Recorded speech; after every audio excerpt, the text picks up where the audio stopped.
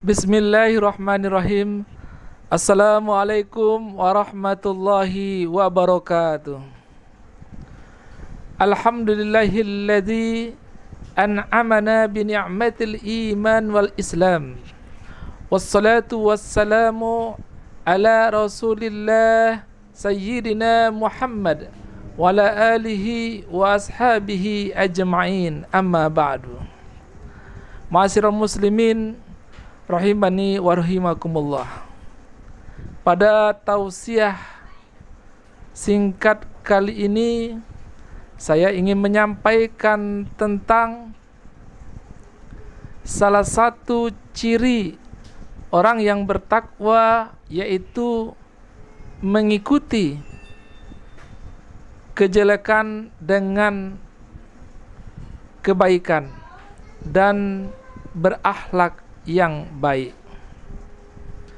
Sebagaimana Islam telah mengajarkan kepada kita bahwa sesungguhnya derajat yang paling tinggi di sisi Allah Subhanahu wa taala di antara kita umat manusia adalah orang yang paling bertakwa. Derajat yang paling mulia di sisi Allah adalah orang yang paling bertakwa di sisinya. Semakin kita bertakwa kepada Allah Subhanahu wa taala, semakin mulia kita di sisinya dan semakin mulia pula atau semakin lebih baik pula balasan yang diberikan Allah kepada kita. Firman Allah Subhanahu wa taala dalam Quran surah Al-Hujurat ayat 13. A'udzubillahi minasyaitonirrajim. Bismillahirrahmanirrahim. Ya ayyuhan nasu inna khalaqnakum min zakari wa unsa waja'alnakum syu'uban wa qabaila lita'arafu. Inna akramakum indallahi atqakum innallaha alimun khabir. Saudaraku kaum muslimin yang dirahmati Allah, arti ayat ini adalah, hai sekalian manusia, sesungguhnya kami telah menciptakan kamu dari laki-laki dan perempuan dan menjadikan kamu berbangsa-bangsa dan bersuku-suku untuk saling mengenal. Sesungguhnya yang paling mulia adalah orang-orang yang paling bertakwa. Sesungguhnya Allah Maha mengetahui lagi Maha mengenal. Saudaraku kaum muslimin yang dirahmati Allah, dalam ayat ini dapat kita pahami bahwa Allah telah memaklumkan manusia itu dijadikan beraneka ragam, yaitu berbangsa-bangsa. Banyak bangsa yang ada di dunia ini, bersuku-suku, banyak suku yang ada di atas dunia ini, yang apabila kita kembangkan maka beraneka ragam pula kebudayaan, adat, kebiasaan, dan bahkan juga berbeda dalam segala halnya. Maka perbedaan yang ada di atas dunia ini adalah suatu yang lumrah di sisi Allah Subhanahu wa taala. Ini adalah hanya kehidupan di atas dunia. Tetapi seharusnya kita memiliki visi yang sejati, yaitu visi kehidupan di masa yang akan datang, tidak lain dan tidak bukan adalah kehidupan akhirat, kehidupan yang kekal, kehidupan yang abadi. Saudaraku kaum muslimin yang dirahmati Allah Subhanahu wa taala, walaupun ada perbedaan di atas dunia ini, ada yang kaya, ada yang tidak kaya, ada pejabat, ada yang rakyat, dan semuanya ada yang bernasab keturunan ningrat kerajaan, dan ada yang biasa-biasa saja. Itu hanyalah perbedaan yang telah Allah maklumkan.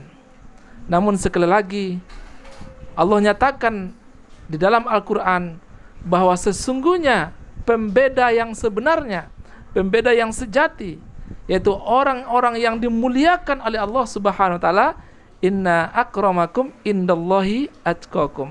Sesungguhnya orang yang paling mulia di sisi Allah adalah orang yang paling bertakwa. Maka sesiapa di antara kita yang paling bertakwa, itulah yang dimuliakan oleh Allah Subhanahu wa taala.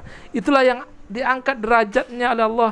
Itulah yang mendapatkan naungan Allah. Itulah yang mendapatkan rahmat dan berkah Allah Subhanahu wa taala, baik dalam kehidupan dunia ini dan kelak di akhirat akan mendapatkan balasan yang terbaik di sisi Allah Subhanahu wa taala. Untuk itu mari kita meningkatkan nilai-nilai ketakwaan.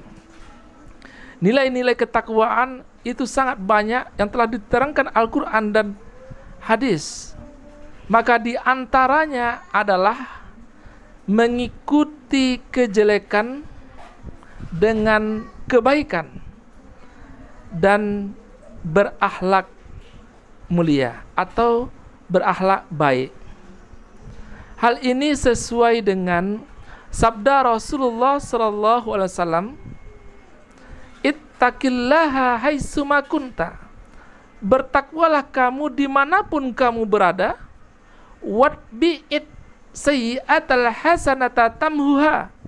Dan ikutilah kejelekan, keburukan itu dengan amal soleh, dengan perbuatan baik yang akan dapat menghapus kejelekan tersebut. Waholikin nasa bihulukin hasanin. Dan berakhlaklah kepada manusia dengan akhlak yang baik. Dua ini adalah di antara ciri-ciri orang yang bertakwa atau nilai-nilai takwa yang harus kita amalkan dalam kehidupan sehari-hari.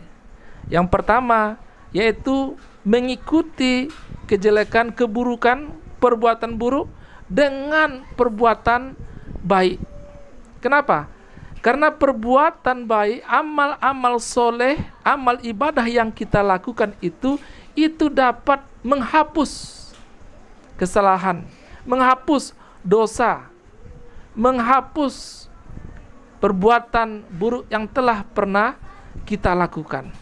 Maka tingkatkanlah amal soleh, amal ibadah itu, karena amal soleh itu dapat menghapus dosa-dosa yang pernah kita lakukan. Namun hal yang perlu diingat bahwa ulama membagi jenis dosa ada dua. Yang pertama dosa kecil, yang kedua dosa besar. Dosa kecil itu dapat dihapus dengan amal soleh, amal ibadah yang kita lakukan. Seperti ibadah sholat yang kita lakukan dengan khusyuk, ikhlas sesuai dengan petunjuk Rasulullah SAW, akan dapat menghapus dosa-dosa yang pernah kita lakukan. Begitu juga hikmah ibadah puasa, hikmah haji, zakat yang dapat menghapus dosa yang kita lakukan. Semoga kita menjadi orang-orang yang bertakwa. Namun dosa besar yang kita lakukan, kata ulama, tidak hanya cukup dengan amal soleh, amal ibadah yang kita lakukan, tetapi harus diiringi dengan perbuatan taubat. Taubat yang dimaksud di sini adalah taubatan nasuha, taubat yang sebenar-benarnya taubat, yaitu menyesali perbuatan, mohon ampun, istighfar kepada Allah Subhanahu wa taala, dan tidak pernah melakukan lagi perbuatan tersebut, dan meningkatkan amal ibadah kita kepada Allah Subhanahu wa taala. Inilah maksud dari mengiringi atau mengikuti perbuatan jelek dengan perbuatan baik, dengan amal soleh, karena amal soleh itu dapat menghapus perbuatan buruk yang kita lakukan. Dan ciri yang kedua yaitu berakhlak kepada manusia dengan akhlak yang baik. Islam mengajarkan dua hal, yaitu akhlak kepada pencipta, hubungan secara vertikal. Yang kedua, akhlak kepada sesama makhluk ataupun umat manusia yang kita sebut dengan hubungan secara horizontal. Dan dua ini tidak bisa dilepaskan dalam keimanan seseorang. Tidaklah dikatakan orang itu beriman apabila hanya baik kepada Sang Pencipta tetapi tidak baik dengan sesama umat manusia. Dan apalagi hanya baik kepada manusia tapi tidak mengakui keimanan kepada Allah Subhanahu wa taala, itu niscaya dia tidak akan berada dalam rahmat Allah Subhanahu wa taala. Dua hal ini Islam mengajarkan, hubungan baik kepada Allah dan juga hubungan baik kepada manusia. Kita tidak akan masuk surga, tidak akan sempurna iman kita apabila kita tidak baik kepada orang lain. Sebagaimana sabda Rasulullah SAW, akmalul mu'minina imanan ahsanuhum khuluqa. Seorang mukmin yang sempurna imannya adalah orang yang baik akhlaknya. Maka Islam mengajarkan agar seorang mukmin itu baik kepada orang lain, suka dermawan, bermuka manis, tidak menyakiti hati perasaan orang lain, berbuat baik kepada orang lain, apalagi kepada orang yang dekat dengan kita, teman kita, saudara kita, tetangga kita. Itu Islam mengajarkan agar kita berakhlak, berperilaku baik kepada orang lain. Inilah yang menyebabkan sempurnanya iman kita di sisi Allah Subhanahu wa taala. Kaum muslimin yang berbahagia, demikian yang dapat saya sampaikan. Mohon maaf atas kekurangan. Wassalamualaikum warahmatullahi wabarakatuh.